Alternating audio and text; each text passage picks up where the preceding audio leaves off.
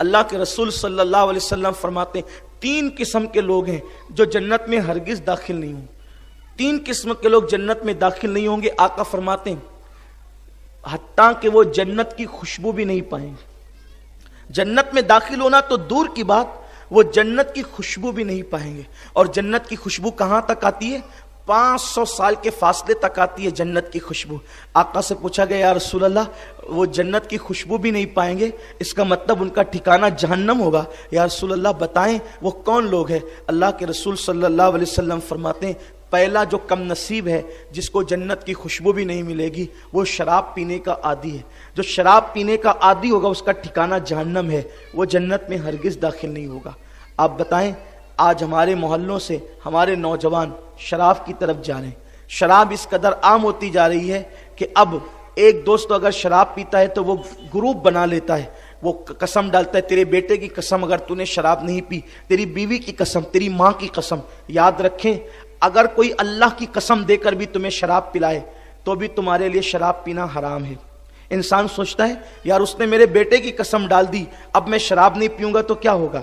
میری بیوی کی قسم ڈال دی, اگر شراب نہیں پیوں گا تو کیا ہوگا؟ لوگوں کو ایک مائنڈ میں بات ہے کہ جس کی قسم کھا لو اور نہیں نبھاؤ تو وہ مر جاتا ہے. یہ جہالت ہے, ایسا کبھی نہیں ہوتا. آپ سے پوچھنا چاہتا ہوں جس کی قسم کھا کر کے نہ نبھایا جائے اگر وہ مر جاتا ہے, اگر یہی ہوتا تو انسان ہمیشہ اپنے دشمن کی قسم کھاتا. پھر تلوار اٹھانے کی ضرورت کیوں پڑتی؟ چاقو اٹھانے کی ضرورت کیوں پڑتی؟ چھری اٹھانے کی ضرورت کیوں پڑتی؟ کیوں کسی کو لاٹھی اٹھانے کی ضرورت پڑتی؟ انسان بیٹھ کر کے دشمن کی قسم کھاتا اور اس کو نہ نبھاتا تو وہ مر جاتا. لیکن ایسا نہیں ہے, قسم کھا کر کے اس کو نہ نبھانا. اور پہلی بات تو مخلوق کی قسم کھائی ہی نہیں جا سکتی, اس لیے کہ قسم اسلام میں صرف اللہ کی ذات و صفات کی قسم کھائی جا سکتی ہے. اللہ کی ذات و صفات کے سوا کسی کی بھی قسم کھانے کی اجازت نہیں. ماں کی قسم, بیٹے کی قسم, بھائی کی قسم, اس کی قسم, اس کی قسم, ان قسموں کا اسلام میں کوئی اعتبار نہیں ہے. اسلام میں اگر قسم ہے وہ صرف اللہ وحدہ لا شریک کی قسم ہے, اور اگر وہ قسم بھی ٹوٹ جاتی ہے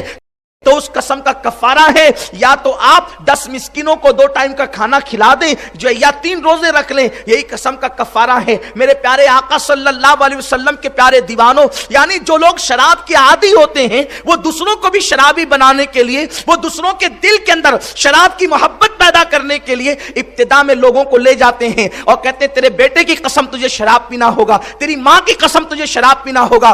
یاد رکھیں میں نے بہت بڑی بات کہی ہے کہ معاذ اللہ اگر کوئی کہے تجھے اللہ کی قسم ہے شراب پی لے تو تو نے کہنا ہے تو جس اللہ کی قسم دے کر کے مجھے شراب پلا رہا ہے اسی اللہ نے مجھے منع کیا ہے. یا ایھا الذین آمنوا انما الخمر والمیسر والانصاب والازلام رجس من عمل الشیطان فاجتنبوا لعلکم تفلحون. کہ ایمان والو شراب سے اور جو ہے وہ جوے سے بچو, اور شیطانی کام ہے یہ. اللہ اکبر, بت پرستی سے بچو, پاسا کرنے سے بچو. اگر تم ان کاموں سے بچو گے لعلکم تفلحون, اللہ تعالیٰ تمہیں بڑی کامیابی عطا فرمائے گا. تو اللہ نے شراب سے بچنے پر کامیابی کا مژدہ دیا ہے. میرے آقا علیہ السلام کے پیارے دیوانوں, شراب کے عادی بن جانا تو بہت بڑی بات ہے.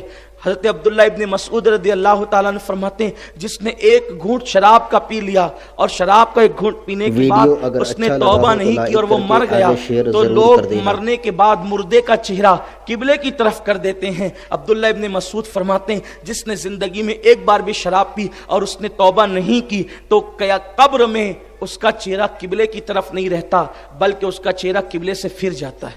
ایک گھونٹ اگر کوئی شراب پی لے تو قبر میں اللہ اس کے چہرے کو مرنے کے بعد قبلے کی طرف رکھنا گوارا نہیں کرتا, اس کا منہ پلٹ جاتا ہے.